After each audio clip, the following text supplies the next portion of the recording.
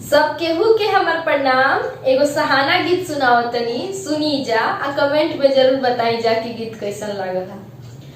आजू लगनिया के दिन हो, चंदा मामा उगबा की ना हो।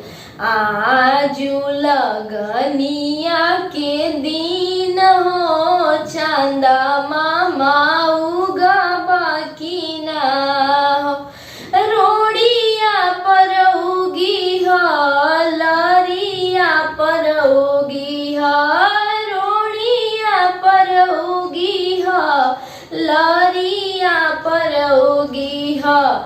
मौरी पे उगी हो जरूर हो, चंदा मामा उगबा की ना हो।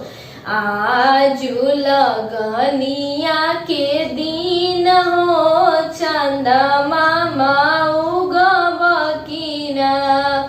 शाटवा पर उगी हो, टैया पर उगी हो।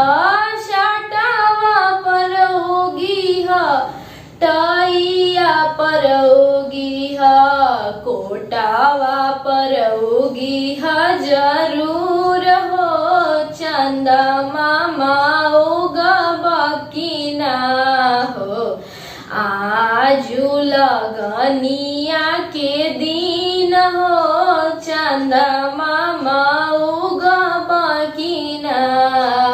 मोजावा पर उगी हो, जूतावा पर उगी हो। मोजावा पर उगी हो, जूतावा पर उगी हो। पेंटावा पर उगी हो जरूर हो, चंदा मामा उगबा की ना हो। आजू लगनिया के दिन हो, चंदा मामा उगबा की ना हो। दूल्हा पर उगी हो, दुल्हन पर उगी हो। दूल्हा पर उगी हो, दुल्हन पर उगी हो। साली पर उगी हो जरूर हो, चंदा मामा उगबा की ना हो। आजू लगनिया के दिन हो, चंदा मामा उगबा की ना हो। बहुत बहुत धन्यवाद इस सहाना गीत सुने।